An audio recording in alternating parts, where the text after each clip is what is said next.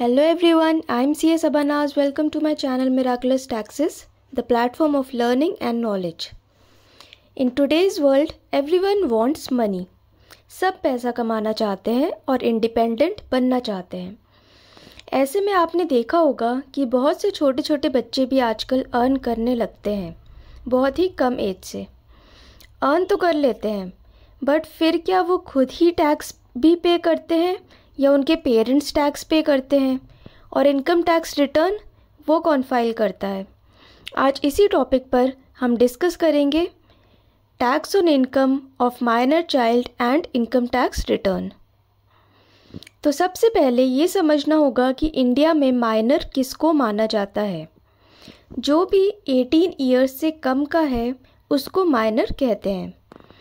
अब देखते हैं कि वो कौन सी इनकम है जो माइनर्स अर्न करते हैं। फर्स्ट, ऐसी इनकम जो माइनर अपने टैलेंट या स्किल्स का यूज़ करके अर्न करते हैं, जैसे कि डांसिंग, सिंगिंग, एक्टिंग एक्सेट्रा, या फिर किसी टैलेंट बेस्ड कंपटीशन से।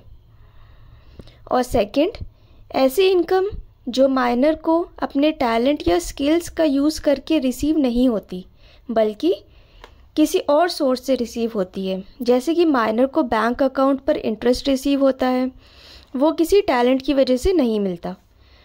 तो अब हम यही दो केसेस डिस्कस करेंगे कि इन दोनों केसेस में क्या टैक्स इम्प्लिकेशंस होंगे और इनकम टैक्स रिटर्न किसको फाइल करना होगा। First case, income earned by minor because of talent और skills like dancing, acting, singing, various competitions etcetera. ऐसे चाइल्ड आर्टिस्ट के कुछ फेमस एग्जाम्पल्स हैं। शकला का बूम बूम का संजू जो मैजिक पेंसिल यूज़ करता था।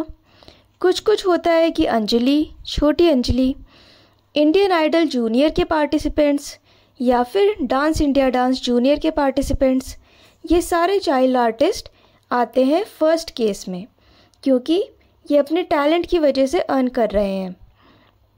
तो अब ये क्वेश्चन आता है कि इस इनकम पर टैक्स कौन पे करता है। इसका सीधा सा आंसर है कि क्योंकि माइनर अपने टैलेंट और स्किल के बेसिस पर इनकम अर्न कर रहा है, तो टैक्स भी माइनर खुद ही पे करेगा। और जहाँ तक इनकम टैक्स रिटर्न फाइल करने की बात है, वो भी माइनर ही फाइल करेगा और अपनी अर्न की हुई इनकम उस रिटर्न में शो करेगा। Now second case, income earned from sources not involving any talent or skills like bank interest etc. क्योंकि ये इनकम किसी स्किल की वजह से नहीं आ रही, इस इनकम पर टैक्स पे करना होगा पेरेंट्स को।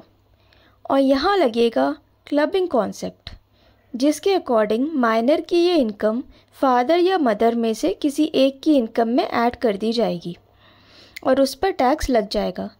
सिर्फ एक केस में आप माइनर की इनकम को क्लब नहीं कर सकते, और वो केस है सेक्शन 80U की डिसेबिलिटी का।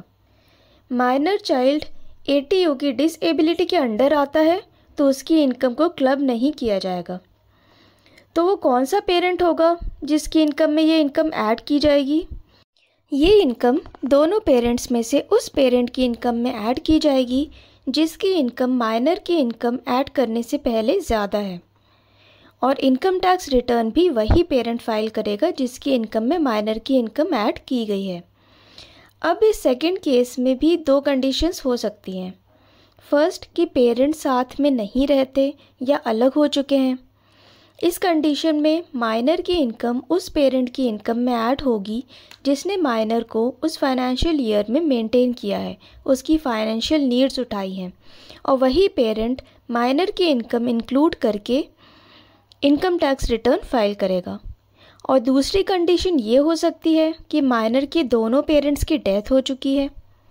इस केस में माइनर की इनकम को उसके लीगल गार्जियन की इनकम में ऐड कर दिया जाएगा, और वही लीगल गार्जियन माइनर की इनकम इंक्लूड करके इनकम टैक्स रिटर्न भी फाइल करेगा।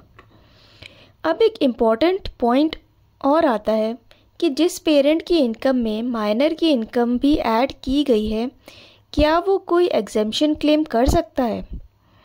इसका आंसर है हाँ। वो पेरेंट इनकम टैक्स एक्ट के सेक्शन 1032 के अंडर एग्जेम्पशन क्लेम कर सकता है। लेकिन क्या एग्जेम्पशन फुल अमाउंट की मिलेगी? नहीं, एग्जेम्पशन मिलेगी मैक्सिमम 1500 रुपीज़ पर माइनर चाइल्ड।